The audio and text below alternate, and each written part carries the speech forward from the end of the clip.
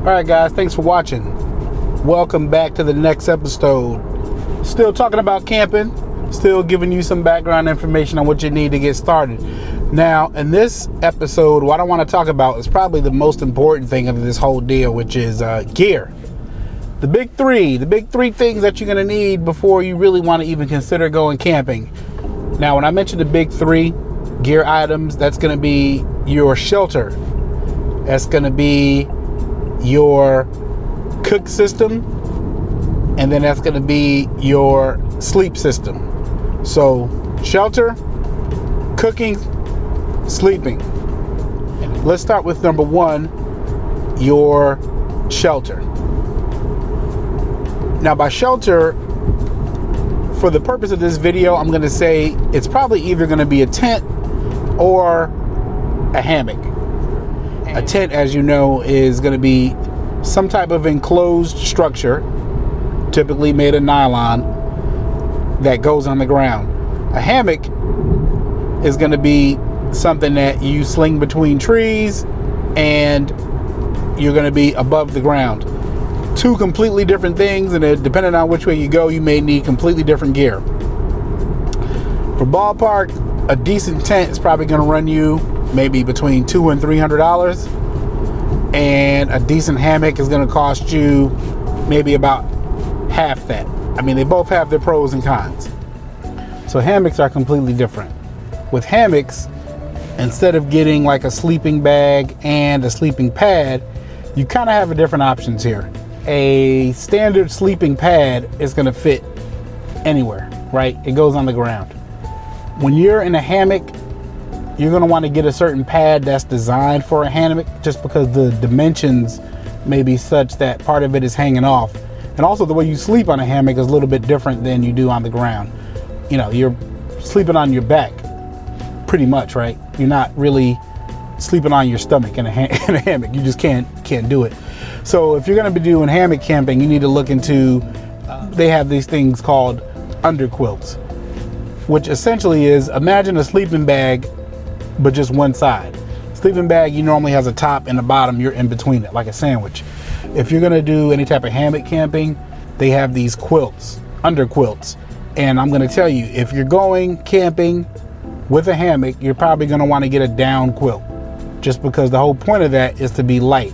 Inside the hammock itself, there's gonna be a piece that kind of covers you while you're sleeping.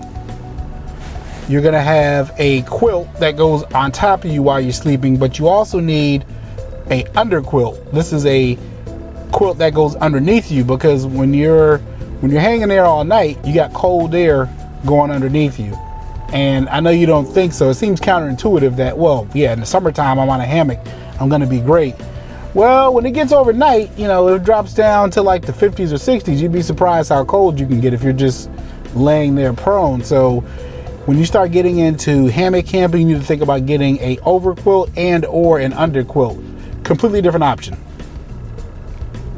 Next thing is going to be sleep system.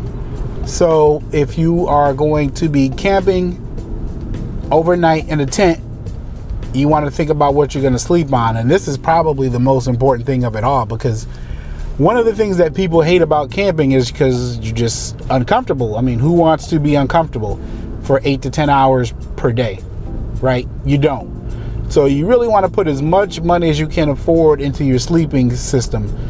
Now, what I would recommend is looking at some type of sleeping mat. By sleeping mat, I mean either a closed cell foam, which I'll put a picture up of the Thermarest, which is a real popular option. You can also go with some type of inflatable air mattress, and they both have their pros and cons. Or you can go with a self-inflating sleeping pad. Now, which one you get is going to depend on what you really need and your budget. So, for example, one of the advantages of a closed cell pad is that you don't have to do anything. You lay it out inside the bottom of the tent. That's it. One of the things that's not so great about that is that you're not going to get a large level of padding from the ground. So this might be good for like a kid, you know, a 7 or 8 year old. They could probably sleep on that, no problem. Not going to be a big deal. One of the advantages of a inflatable mattress is that it's going to be a whole lot lighter and it'll be thicker. The downside of that is that you got to blow it up, usually by mouth, or it may come with a pump. Depending on how complex you get, that's more expensive it's going to get. Or you're going to have a self-inflatable mattress where you just untwist the nozzle and it inflates. For me, I'm a little bit larger, so I like a thicker air mattress. That means that when I get to camp, I got to blow it up. It's going to take me a while, maybe 10 to 15 minutes to inflate this thing. But for the rest of the day and night, I'm going to be sleeping on a thick layer. And I'm going to be a lot comfortable. So those are your air mattresses. And you probably are going to want to get an air mattress. You're not going to want to just set up a tent and just lay inside on the ground. I mean, who wants to do that? That doesn't sound fun. Going right along with your air mattress, you got to decide if you're going to have a sleeping bag, what kind of sleeping bag you're going to use. So just to be very brief here, sleeping bags come in different temperature ratings and there's all kind of different types. But just know that if you're going to be camping in the summertime, you can probably make do with maybe like a bag that's rated 50 degrees. If you're camping or backpacking year round, you want to go for maybe a 4-season bag, maybe like a 35 degree bag or something. When you choose sleeping bags also, there's going to be 2 different types you got to choose, whether you want down or you want some type of synthetic option. And again, these both have their pros and cons. A down sleeping bag is going to be a lot lighter and compressible than a synthetic sleeping bag. However, it's going to be very expensive. A synthetic mat is going to be usually heavier and not as compressible, but it's going to be less expensive. You got to decide which one is more important to you. So just ballparking, a good down sleeping bag, let's say it's a 35 degree bag, might cost you $250. Whereas maybe a synthetic might be $150 to $200, just depending on what it is you want to get there. So the final thing we need to talk about is your cook system, which is how are you going to cook? How are you going to eat? So if we're talking about your cooking system, it's going to depend on if you're doing car camping, pulling into a spot with a site already set up, it's probably going to have a grill there, or if you're doing backpacking.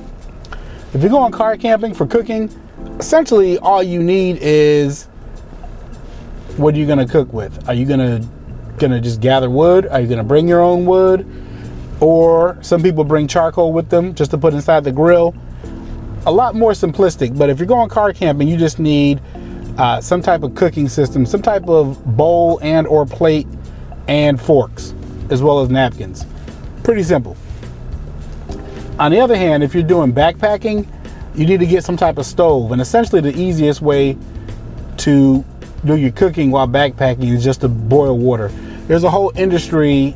Mountain House makes a huge assortment of meals, all the way from lasagna to ice cream, that you just add water to or add boiling water to. Simple. You put it inside the package. That's it.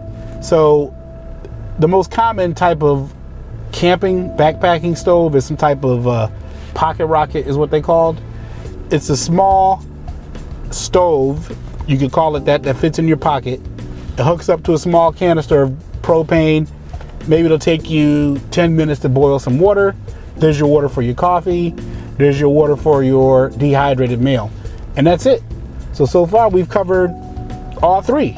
Talked about just the basics, your tent, your sleeping system, and what you're going to cook with.